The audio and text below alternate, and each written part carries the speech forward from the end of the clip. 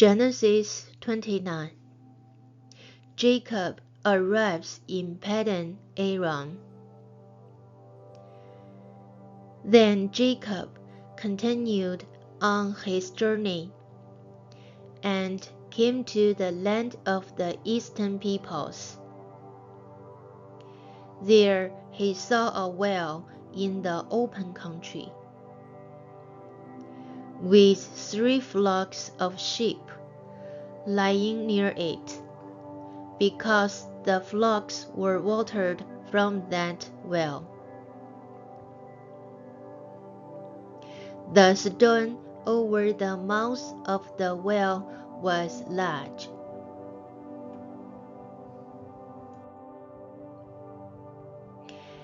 When all the flocks were gathered there, the shepherds would roll the stone away from the well's mouth and water the sheep. Then they would return the stone to its place over the mouth of the well.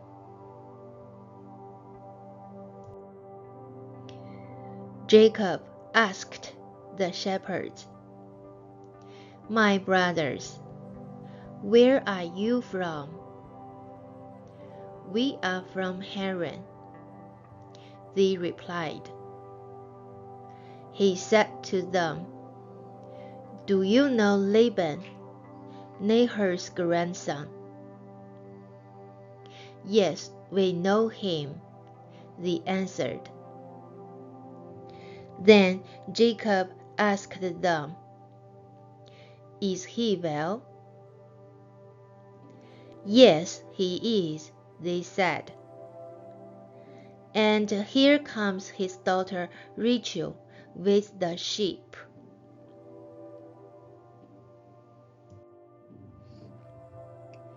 "Look," he said, "the sun is still high. It is not time for the flocks to be gathered. Water the sheep, and take them back to pasture." "We can't," they replied, "until all the flocks are gathered and the stone has been rolled away from the mouth of the well. Then we will water the sheep."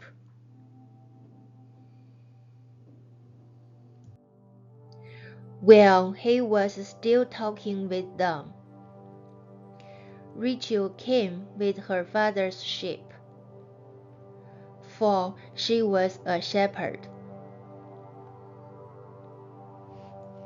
When Jacob saw Rachel, daughter of his uncle Laban, and Laban's sheep, he went over and rolled the stone away from the mouth of the well, and watered his uncle's sheep. Then Jacob kissed Rachel and began to weep aloud. He had told Rachel that he was a relative of her father and a son of Rebekah. So she ran and told her father.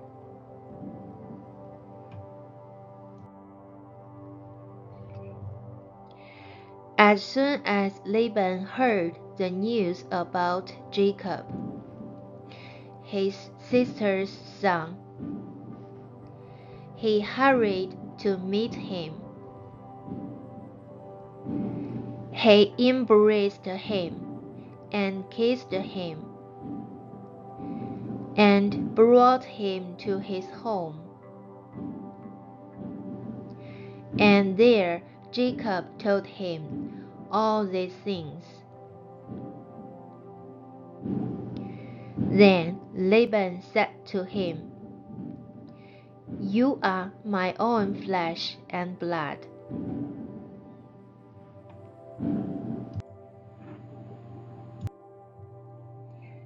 Jacob marries Leah and Rachel.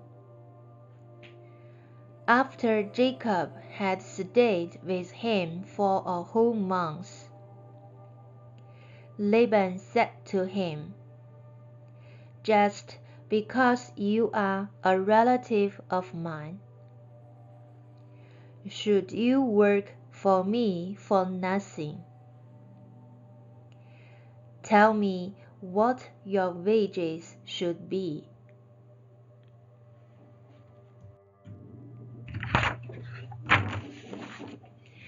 Now Laban had 2 daughters. The name of the older was Leah, and the name of the younger was Rachel. Leah had weak eyes, but Rachel had a lovely figure and was beautiful.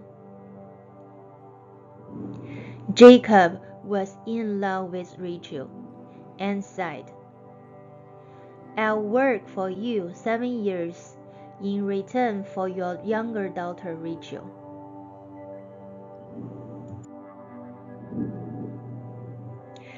Laban said, "It's better that I give her to you than to some other man. Stay here with me." So Jacob served 7 years to get Rachel, but they seemed like only a few days to him because of his love for her. Then Jacob said to Laban, "Give me my wife. My time is completed, and I want to make love to her."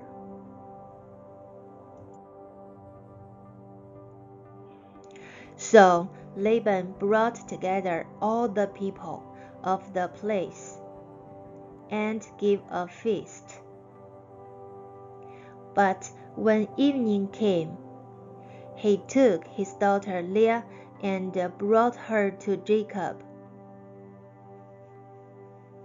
And Jacob made love to her. And Laban gave his servant Zilpah to his daughter as her attendant.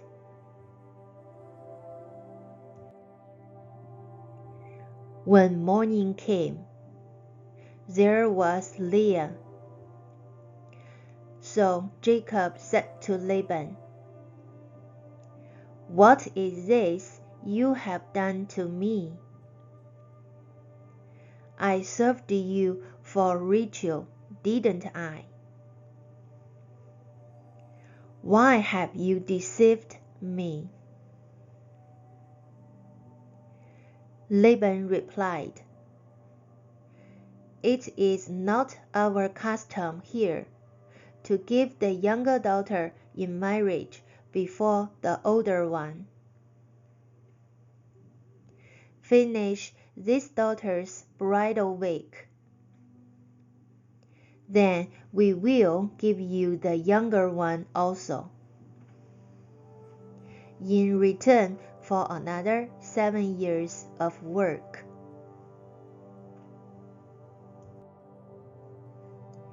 And Jacob did so. He finished the week with Leah, and then Laban gave him his daughter Rachel to be his wife. Laban gave his servant Bilhah to his daughter Rachel as her attendant. Jacob made love to Rachel also, and his love for Rachel was greater than his love for Leah. And he worked for Laban another 7 years.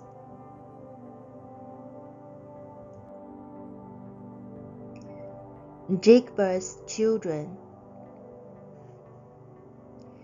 When the Lord saw that Leah was not loved, He enabled her to conceive.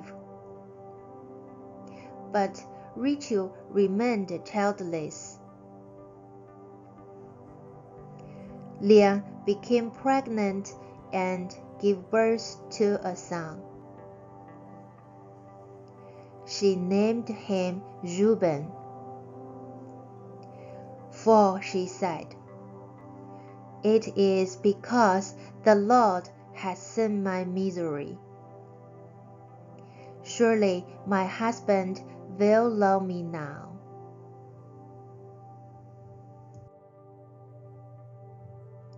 She conceived again, and when she gave birth to a son, she said, "Because the Lord heard that I am not loved, He gave me this one too." So she named him Simeon.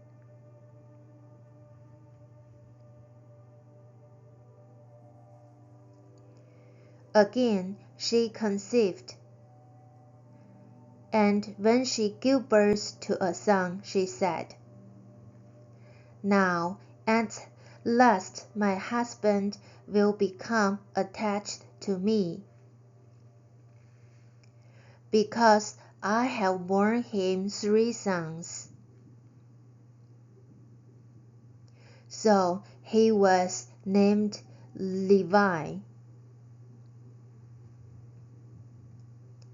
She conceived again,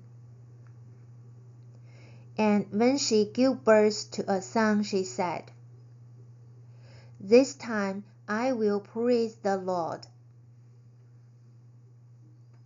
So she named him Judah. Then she stopped having children.